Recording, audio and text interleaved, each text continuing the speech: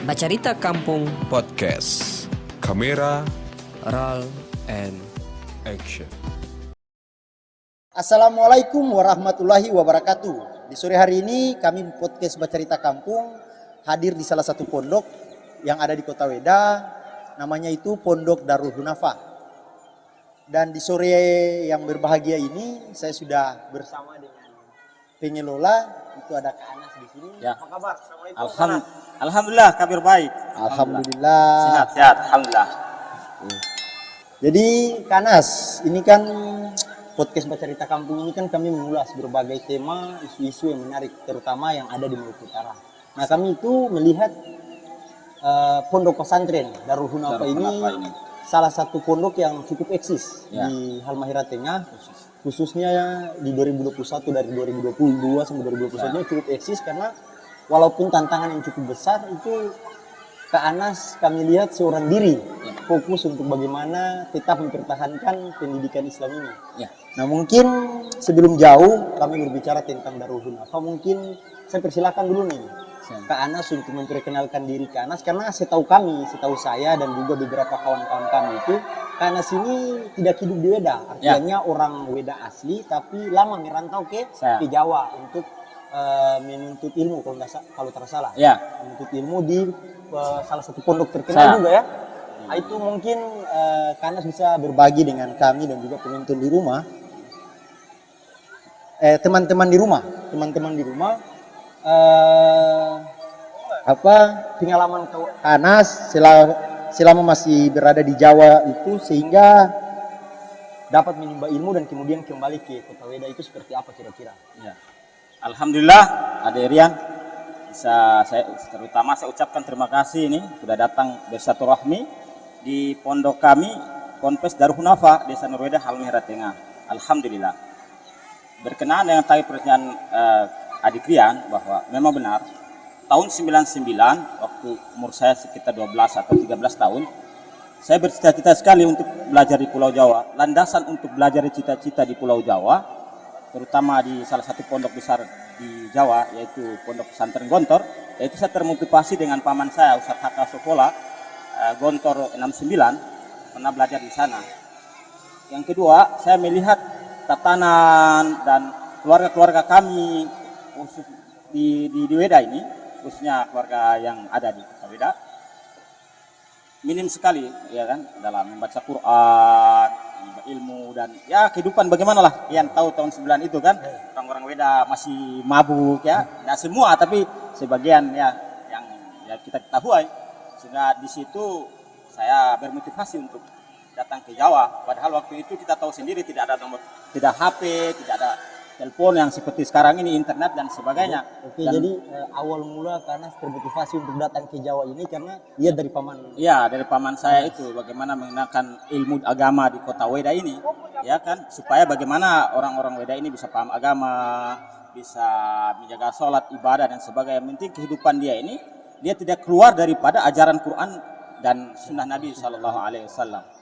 Maka oleh karena itu motivasi saya besar sekali untuk datang ke Jawa. Jadi dua motivasi Kak Anas untuk berangkat ke Jawa ini. Ke Jawa. Dari paman, termotivasi dari paman dan juga melihat kondisi masyarakat Weda, khususnya orang di bawah ya. Orang di bawah. Iya. Kak Anas ini juga kan salah satu orang Weda yang kemudian keluar menimba ilmu di luar daerah, di Jakarta terutama. Di Jawa. Ini mungkin saya dan juga teman-teman podcast Bacarita Kampung ini mendengar sedikit manis pahitnya perjalanan seorang Kak Anas menuntut ilmu di Jawa sana. Kira-kira seperti apa? Ya, sebelum saya ke Jawa, saya akan cerita bagaimana saya dari SD dulu ya. Siap. Tahun 97 saya lulus di SD Impres Gamlamo di Jelolo. Jelolo. Kebetulan ibu saya orang Jelolo. 97 saya datang ke lulus. Kita mau ke Gontor, tapi Gontor harus bisa baca tulis Al-Quran harus bisa. Sedangkan tahun itu saya tidak tahu mengaji, tidak tahu tulis. Alif ba saja saya tidak tahu. Belum tahu mengaji, belum tahu tulis. Sedangkan syarat masuk Gontor harus tahu mengaji sama harus tulis Arab. Oleh karena itu saya dari sana, kebetulan Bapak orang Weda kan, sehingga saya datang di sini, kita belajar tahun 98. 98 Kak Anas ke Weda. Ke Weda. Belajar setahun. Di mana? DVD. Kalau orang Weda tahu sih namanya Noi ya. Di PAM lama kan, Kota Weda. Itu sekitar 7 km dari Kota Weda. 7 km masuk. 7 kilo hampir 8 masuk di kan kita di pelosok sana kan di hutan. Di sana masih ada babi, masih ada rusa, masih burung taung-taung, banyak waktu zaman itu. Itu masih lebat itu. Masih lebat. Weda masih rijang, ini ada mobil ini kalau kita Jadi belajar di sana. Kita belajar di sana selama 1 tahun.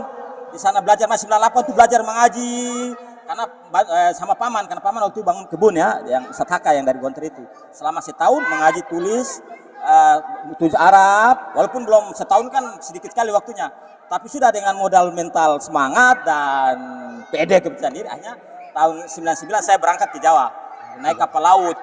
Lambelo ketika itu saya ingat kan. Zaman itu Lambelo ya. Lambelo 5 hari ke Surabaya, dari Surabaya ke Gontor. Gitu. Sampai di Gontor kita tes di bulan Sawal gitu. Langsung lolos tuh kan? Ya lolos, tapi saya waktu itu tahun 99 saya karena memang harus di Gontor 1 itu harus pintar mengaji, menulis. Waktu itu kan saya kan baru setahun belajarnya, sehingga saya dapat di Gontor 3 Kediri. Setahun saya di Gontor Kediri, saya pindah ke Gontor Pusat di Ponorogo. Begitu tahun 2000 baru saya pindah ke Gontor. Tahun 2000 pindah ke Gontor. Ke Gontor. Di Gontor sampai di Gontor tahun 2000 sampai 2004. 2004. Ya, saya keluar dari Gontor. Langsung ke enggak, saya berkeliling di Pulau Jawa, Jawa Tengah, di Pati. Itu habis saya ke Jakarta, habis saya ke Bandung, hampir sekitar 20 tahun lebih. 20 tahun panas di Pulau Jawa. Keliling-keliling, akhirnya tahun 2017 saya putuskan untuk balik di Kota Weda ini untuk membantu perjuangan paman saya hak sekolah. Kira-kira begitu. Siap. Nah, kalau misalnya kan Ustadz Haka ya, kalau saya juga sempat pondok di sini waktu zamannya Ustadz Haka. Nah, mungkin setelah Kak Anas pulang ke Weda, orang bertanya-tanya nih, siapa Kak Anas yang sudah sampai ke Jawa tapi kembali ke sini mau saja untuk mengurusi pondok Darul Hunafah nih. Masya Allah. Apa kisahnya, apa yang buat apa yang bikin Kak Anas terpanggil? Ya. Masya Allah, ini pertanyaan sangat bagus sekali buat saya, Kak Anas. Karena waktu tahun 99 saya berangkat keluar dari kota Weda, itu Weda ini lampu masih jam 1 malam kita ketahui. Masih giliran-giliran. Giliran-giliran, televisi masih 1 dan sebagainya. Tahun 9 Kak Anas pergi ke Pulau Jawa, itu naik kapal laut. Ya kan, sekitar 7 tahun lebih karena berada di Gontor sana menimba ilmu agama dan sebagainya. Tetapi ketika setelah dari Gontor, Kak Anas berantau ke Jawa Timur, ke Jakarta, ke Jawa Barat dan sebagainya, hampir 30 tahun lebih Kak Anas tidak pernah pulang ke Weda ini. Sehingga bisa Aderian lihat sendiri di waktu itu tahun 2000 sampai 2019 paman saya yang meneruskan sendiri. Dia sendiri ya kan? Bukan, istrinya sudah meninggal sehingga ya bisa lihat perkembangannya tidak naik tidak turun ya kan, apa bahasanya stagmat begitu aja ya kan, stagmat begitu saja ya kan, tidak naik tidak turun. Sehingga tahun 1919 saya pernah, sebelum 2019 saya pernah pulang ke Kota Weda. Saya melihat Masya Allah Kota Weda yang tadinya tahun 99 sebelum saya datang ke Jawa itu lampu mati hanya jam 1 malam, itu siang mati. Di Weda sekarang 24 jam. 24 jam lampu nyala. Coba Adrian melihat. Di Weda zaman tahun 9 tidak ada kos-kosan. Sekarang kos-kosan berterbangan di Kota Weda. Ya kan? Begitu juga di Weda ini tidak ada penginapan. Sekarang di Weda ini penginapan di mana-mana. Ya kan? Begitu juga di Weda ini dulu tidak ada HP, tidak internet. Sekarang hampir semua orang Weda ada HP. Sampai anak kecil juga bisa ada HP. Jadi karena perkembangan zaman, Kak Anas lihat orang sibuk semua dengan HP, anak-anak kecil internet di mana-mana dari pagi sampai malam pegang HP. Orang tua dengan adanya perusahaan IWIP, orang tua pergi pagi perusahaan tambang, orang pergi pagi pulang malam, pergi malam pulang pagi. Sehingga Kak Anas melihat orang tua ini jarang untuk mengontrol anak-anak. Begitu dengan kos-kosan orang datang nggak tahu orang kumpul di mana suami istri atau tidak. Penginapan berapa penginapan yang kami lihat di Kota Weda ini kumpul ya kan, masuk bebas perempuan dari luar yang Masya Allah kita melihat ya kan. Oleh karena itu kan motivasi untuk pulang ke kampung ini untuk bagaimana 20 tahun 30 tahun ke depan generasi ini tidak buta tentang agama. Karena kalau Kak Anas melihat kita tidak kembangkan ilmu agama dengan belajar ilmu agama kembali ke tempat ini, maka 20-30 tahun Weda walau alam kita tidak tahu masa depan. di saat Kanas pulang ini berarti skopnya sudah lebih besar nih. Iya. Yang awalnya tadi cuma melihat oh ini ada lingkungan keluarga mungkin, tetangga dan sebagainya. Tapi ketika Kanas balik hari ini, oh ini so lebih parah lagi. Sekarang bukan keluarga lagi sebenarnya. Iya, Ini sudah buat lebih konteks umum, agama umat Islam seluruh dunia, Islam dunia pada semuanya umat Islam, tapi bil khusus di Kota Weda dan Halmahera Tengah. Jadi itu yang membuat Kanas lebih terpanggil. Maka tahun 99 sampai tahun 2019 Kanas jadi baru 3 tahun lebih di sini. 2019 Kanas putuskan meninggalkan Pulau Jawa. Dan insya Allah sampai mati pun saya akan berada di sampai sini. Sampai ajal akan memanggil saya untuk berdakwah di tempat kelahiran moyang saya. Ya, insya Allah. Insya Allah. Kanas diberikan umur panjang. Amin, amin, kita amin, mengawal generasi-generasi ini agar lebih baik ke depan. Ya. Nah Kanas, kalau misalkan nih pasti ada kendala lah. Kalau bisa lihat cerita ini kan pondok yang punya pamannya Kanas, tapi Kanas mau kasih terus. Kira-kira kendala waktu Kanas mulai untuk mengembangkan pondok Darul Hanafa ini apa kira-kira? Jadi Kanas koreksi sedikit, ini bukan milik paman saya. Oh, bukan milik Maka tahun ini tahun 29 sudah diwakafkan untuk umat. Nah, jadi pondok pesantren Darul Hanafa ini bukan punya anak Salim Manamo, Haka Sufola atau Salasa Sufola, tapi pondok Darul Hanafa ini sudah punya umat Islam. Sudah punya Islam. Kendala yang saya pulang ke sini ya seperti Adrian tahu sendiri, kita orang Weda, orang di sini anak-anak orang belum terbiasa untuk keagamaan, masih yang mau ngaji ya mau ngaji, yang tidak mau ngaji ya sudah biasa aja. Beda dengan orang Jawa, gairah untuk belajar agama itu tinggi sekali, ya kan?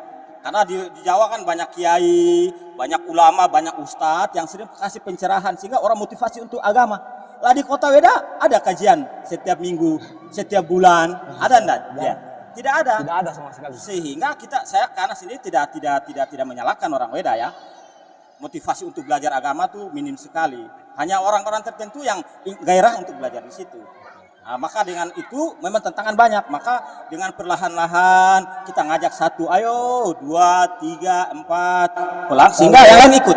Jika kalau saya tanya nih ke Kanas, kalau misalnya Kanas melihat sendiri dengan mata kepala Kanas, kondisi beragama di Kota Weda ataupun Halmahera Tengah secara keseluruhan seperti apa kira-kira?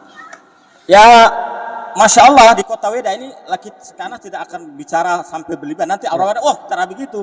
Tapi kayak Adrian lihat sendiri bagaimana anak-anak di Kota Weda bisa dikatakan baru lahir sudah pegang HP, wifi di mana-mana. Memang karena perkembangan zaman. Dulu generasi anak muda ataupun anak-anak yang baru meranjak SD, SMP itu sudah dengan sudah gadget, kan? pegang gadget. Terus di masjid itu kalau sholat hanya orang tua. Ya. Dan itu juga orang tua yang sudah 60, 50, anak-anak muda, anak-anak SMP itu jarang, ya kan?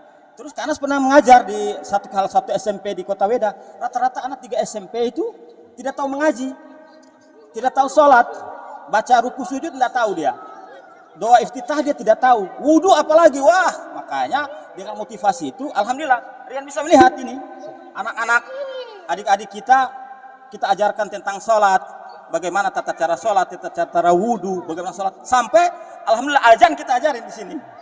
Rata-rata ini anak didik sini umur berapa? Ini anak didik alhamdulillah di Kota Weda ini kita prioritaskan karena ini bahasa apa ya bilang sudah kalau orang tua mereka kita tidak bisa merubah ya anak-anaknya, wasanya begitu kan.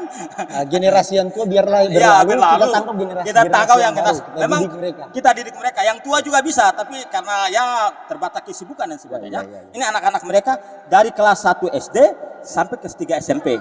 Tapi paling banyak yang paling banyak di sini di Darul Hanafa itu dari SD sampai kelas 6.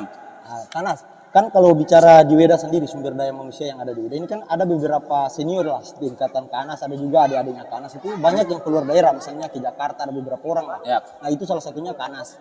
Nah mungkin ketika Kanas balik dari Jakarta dan kemudian fokus di dalam diri untuk mengelola Darul Hanafa, apakah ada tanggapan dari keluarga ataupun teman-teman dengan langkah yang Kanas ambil? Alhamdulillah ketika pulang ke sini keluarga mendukung sekali karena mereka bilang kalau bahasa dari keluarga, bikin apa kau kasih sekolah jauh-jauh habis orang tua punya duit tapi tidak membangun negeri sendiri terus pulang bangun tempat lain. Begitu saya termotivasi dengan kakak Suban Somola yang bilang pulang kampung, bangun kampung, majukan kampung. Siap. Sehingga bangun kampung, majukan kampung. Nah, ini menarik. Sudah apa? Ya, cukup luar biasa nih Nawa itu niat yang kemudian ingin Kanas lakukan di Kota Wedat, khususnya hal Meratina dan Insya Allah sampai mencakup suara. Kira-kira tanggapan dari masyarakat sekitar dengan kehadiran pondok Darul Khunafa ini seperti apa? Alhamdulillah tanggapan dari masyarakat dan sekitar pondok ini luar biasa. Seibaratnya ketika seorang yang haus tentang air, dia jalan di suatu gudang pasir, terus tidak bisa dapat kehausan, terus dia jalan, dia dapat air, sehingga dia minum. Begini orang Weda. Ya cita-cita dia ketika ada Darul Khunafa ini, mereka berbondong-bondong masukin anaknya untuk bagaimana menimba ilmu ini, agama itu. Jadi respon dari masyarakat Responnya ini luar biasa. Semangat sekali Adrian. Ini mungkin hari ini mereka kira libur kan hari 17. Kalau tidak nih penuh anak-anak ini. Sudah 200 lebih. Oke. Nah, itu respon dari masyarakat. Ya. Kalau respon dari pemerintah sendiri dengan kehadiran pondok Darul Khunafa ini seperti apa kira-kira? Nah, dari pemerintah Halmahera sendiri ya. Mungkin dalam bentuk ya, support, kan? Ini bangun kan? Saya belum bilang mereka belum membantu dalam pembangunan ya. Tapi mungkin mereka kita bersangka baik kepada pemerintah Halmahera Tengah. Tidak dari masalah. Ini kan nantinya cerita kampung ini kan nanti kita upload. Saya juga nanti dilihat oleh para petinggi-petinggi yang ada di Kabupaten Halmahera Tengah. Ya, saya selalu bersangka baik kepada pemerintah Halmahera Tengah, ya kan. Mungkin mereka banyak membangun masih diprioritaskan untuk pembangunan di Kota Weda, sehingga untuk sementara ini kepemimpinan Bupati Elang Rahim ini bisa kita lihat belum membantu, belum kesini untuk responnya masih belum terlalu ini, ya kan, belum terlalu instan untuk di Pondok Darul Khunafa. Tapi cita-cita Bupati yang waktu kemarin kita buka bersama Ramadan itu tinggi sekali. Tapi kemarin sempat Pak Bupati buka bersama juga dengan para santri. Jadi Bupati sudah berjanji ya untuk membantu kita selalu bangunan dan sebagainya. Tapi mungkin Bupati lagi sibuk ya kan. Insya Allah segera direalisasikan. Ya, sudah ini mungkin bisa direalisasikan juga. Dan salah satu yang sekarang itu pembangunan, kita kekurangan bangunan yang ada di sini. Bangunan kelas, bangunan kelas dan sebagainya. Mudah-mudahan sudah ini pemerintah daerah bisa lebih. Amin. Allah. Nah, Kanas, orang yang bergelut di dunia segala hal lah. Ya. Kalau Kanas di dalam pondok pesantren, mungkin selama Kanas mengelola pondok pesantren ini, apa kesan yang paling menyentuh di hati seorang Kanas untuk tetap apapun yang terjadi, mau sendiri pun tetap gohat jalankan untuk tetap jalannya Darul Khunafa. Nah, saya tetap bermotivasi untuk belajar ini. Yang pertama adalah bagaimana mencari keridhaan Allah. Yang kedua, walaupun murid 1, 2 atau 3 tetap mengajar, karena ini ada amal buat saya. Walaupun hari ini satu Kota Weda tidak membantu saya, tetap saya akan berjuang. Karena kita punya prinsip sebagai orang Islam bahwa ini amal saya. Yang mati, yang membuat saya mati, ini amal saya. Jadi saya tetap bergerak. Entah yang mau mereka pemerintah bantu, alhamdulillah tidak bantu, tidak apa-apa. Masyarakat bantu, tidak apa, alhamdulillah. Lah ini saya punya, ini buat amal kita. Gitu. Misalnya prosesnya, ini kan proses berjalan ya, Kanas. Proses yang mungkin ada di suatu momen itu Kanas, ini memang sedih gitu melihat kondisinya atau proses untuk berjalan Darul Khunafa itu apa? Betul sekali. Kadang satu saat saya pernah menangis. Sehingga saya juga para teman-teman podcast Bercerita Kampung juga merasakan gitu. Ya. Apa yang Kanas merasakan selama ini bersama-sama dengan Pondok Darul Khunafa. Saya pengen menangis dengan ini, sumpah saya menangis. Karena terkala saya membangun pondok ini, pertama berjuang sama istri saya, suka dan duka besar sekali. Karena ketika kita bangun ya orang belum banyak yang ingin itu, kita menimbun, orang kurang menggerak, jadi saya mengajar sendiri, saya menimbun sendiri, membangun sendiri. Kayak kemarin Adrian tahu, sampai saya minta bantuan Adrian ketika kita mau minta sumbangan, saya yang dengan istri bikin surat sendiri, kita bagi sendiri, keliling-keliling Kota Weda sendiri, sampai saya bisa buka puasa, kita membatalkan puasa saya gara-gara kita sendiri. Maka ke depan saya pengen pondok ini bukan punya saya. pondok ini punya umat, maka boleh tidak anak-anak semua bisa, masyarakat Weda, kota Weda, anak muda bisa bantu saya untuk membangun nih pondok pesantren ini. Tatkala itu, entah itu dengan masyarakat, dengan pemerintahan juga begitu. Kadang saya berusus kayak SDT kemarin hampir 1 tahun saya mengurus bola balik, sehingga kadang saya bilang, oh lebih baik saya pulang di Jawa saja. Di sini kok orang asli daerah begitu, kadang begitu. Kadang juga saya proses kayak masalah ini satu yang paling saya harapkan sekali ada yang ketahui. Tanah kita ini kan kemarin Pemda mau ngambil 25 kemari ke bawah 100. Maka saya bilang janganlah, kita sudah berjuang dari awal, dari pertama perjuangan dari paman saya kan. Kita sudah berjuang mati-matian membangun Darul Hunafah ini. Makanya saya bilang kemarin di orang pemerintahan yang datang, kalau Anda belum bisa membantu Darul Hunafah, jangan Anda ambil lagi ini Darul Hunafah, Kintal Darul Hunafah. Itu saya, menurut saya. Jadi saya harap besar. Sudahlah, ya kan, yang kita berjuang ini bantu kita, jangan kalian ambil lagi tanah kita. Itu kadang kita rasa sedih di situ. Gitu kita sudah berjuang, dan ini terkata, tapi itu liku-liku perjuangan di membangun pesantren itu. Nah, Masya Allah. Di Kanas mungkin visi ke depan Kanas tentang Darul Hunafah itu seperti apa kira-kira? Visi untuk depan Darul Hunafah ini tidak mulu bagaimana Darul Hunafah ini bisa besar, maju, ada SMP-nya, ada SMA-nya, ada kuliahnya, sampai perguruan tinggi. Oh, jadi sistem apa? Kayak di Jakarta? Apa? Ya, kayak di pondok saya juga di Jawa, ya kan, di Gontor gitu. Ada SMP, ya kan, tapi di Gontor nggak SMP, dia kan KMI ya. Kalau kita di sini kan ada SMP, ada SMA, sampai jenjang sampai kuliah. Supaya anak-anak Weda ini, bagaimana khususnya Halmahera Tengah, umumnya anak Weda tidak usah pergi ke Jawa, kemana, di Weda saja. Seperti yang saya dulu. Masya Allah, naik kapal 5 hari ke Jawa, bertahun-tahun kita di Jawa, begitu. Sehingga ke depan pengen saya di Weda ini kita belajar ngaji di Weda, belajar bahasa Arab di Weda, belajar hafal Quran di Weda. Siap. Jadi itu visi besarnya dari ya cita-cita dan visi besar saya. Darul Hunafah, insya Allah amin terwujud sehingga generasi-generasi selanjutnya itu untuk menimba ilmu, untuk menjadi ustadz-ustadz besar seperti Ustadz Adi Hidayah, Adi juga Hidayah, UAS itu Uas. tinggal menimba di Weda saja. Weda saja. Siap. Kalau misalkan dari staf pengajar nih, saat ini ada berapa yang dimiliki oleh Darul Hunafah? Alhamdulillah, yang pertama saya, paman saya dan istri saya Ustadz Taka Sekolah. Akhirnya sekarang paman sakit, saya sama istri. Sekarang sementara lagi ini istri balik ke Jawa, jadi dalam pandemi belum bisa balik. Akhirnya saya sendiri, alhamdulillah saya dibantu oleh teman saya. Dari 2 orang dari pesantren dari Tajaka, 1 dari teman saya jadi 3. Alhamdulillah dari Ustadz Hidayatullah 1 orang datang jadi 4. Alhamdulillah 3 hari yang lalu datang lagi suami istri dari Obi. Ini ya dari Al-Kajim, bantu guru-guru dan Al-Kajim. Jadi 4, 5, 6 guru kita di Darul Hunafah sekarang ini. Alhamdulillah. Saya berterima kasih kepada Tajaka juga, Pondok Pesantren Tajaka di Batang, Jawa Tengah sudah mengirim kadernya untuk membantu saya di sini. Jadi beberapa pengajar ini memang dari pondok pesantren. Oh, ini semua dari pondok pesantren, ya, dari Tajaka Batang, Al-Kajim Ternate, terus pondok pesantren di Pati. Kalau untuk program pendidikan sendiri Kanas yang dijalankan selama ini itu ada Alhamdulillah di Darul Hunafah ini, walaupun baru Darul 9 kita sahkan ya, berjalan ini kita bangun akta yayasannya. Alhamdulillah kita punya SDIT Darul Hunafah, bisa lihat, dan ini alhamdulillah izinnya sudah keluar. Kita punya madrasah sore, madrasah sore, madrasah sore. Ini yang sekarang Adrian bisa lihat.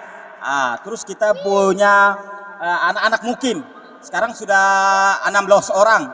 Besok dan 2 hari lagi, besok akan tambah 20 orang. Sudah nginapin 20 orang, sudah berjalan 1 minggu lebih. Dan cita-cita insya Allah tahun depan, kenapa kita mukimkan anak ini? Untuk persiapan tahun depan kita buka SMP. Doakan adik, lihat. Amin. Ya, Darul Hunafah ada SMP. Doa terbaik untuk Kanas. Amin. Nah, ini Kanas karena orang juga dibatasi waktu, mungkin hampir 20 menit orang cerita di sini. Terakhir nih, pesan dari Kanas sendiri selaku pengelola pondok pesantren terhadap seluruh masyarakat, khususnya Kota Weda. Juga. Oke. Kira-kira seperti itu. Pesan buat saya Kota Weda, perlu orang-orang Weda, orang umat Islam di seluruh dunia, khususnya di dunia Indonesia dan khususnya di Halmahera Tengah dan umumnya Kota Weda, bahwa pondok Darul Hunafah ini bukan punya saya pribadi, Anas Salim Manamo, Haka Sofola, Salasa Sofola, Subhan Somola, bukan. Tapi pondok ini sudah diwakafkan untuk umat. Sudah diwakafkan untuk umat nih Adrian. Jadi ini bukan punya saya. Maka ketika diwakafkan untuk umat, maka seluruh pondok ini punya milik umat-umat. Ian punya Ian, milik masyarakat Kota Weda, umat Islam dan seluruh hal ini. Maka saya harap seluruh orang-orang mari kita membantu pondok ini.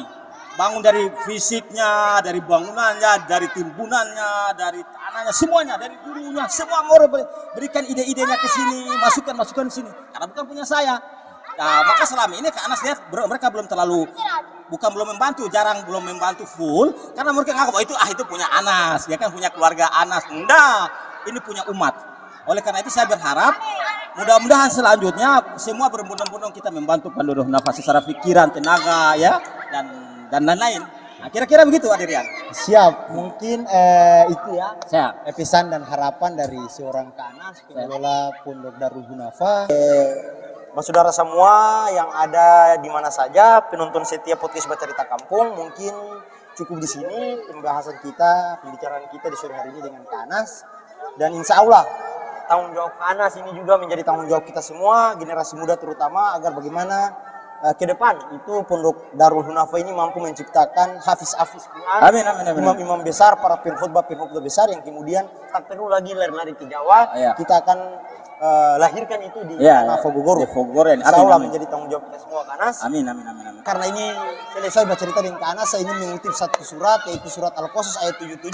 Kejarlah duniamu, seakan-akan kau akan hidup selamanya, dan kejarlah akhiratmu, seakan-akan kau akan mati besok pagi. Nah, dan untuk teman-teman semua, jangan lupa ikuti terus channel podcast Bercerita Kampung. Jangan lupa like, comment, dan subscribe. Kalaupun ada pertanyaan-pertanyaan seputar Darul Hunafa, mungkin ada mau berikan bantuan atau apapun itu, silakan masuk ke komentar. Nanti itu menjadi kominfo kami dengan Kak Anas itu sendiri. Mungkin sampai di sini dulu perjumpaan kita. Billahi taufiq wal hidayah. Wassalamualaikum warahmatullahi wabarakatuh. Waalaikumsalam warahmatullahi wabarakatuh. Masya Allah.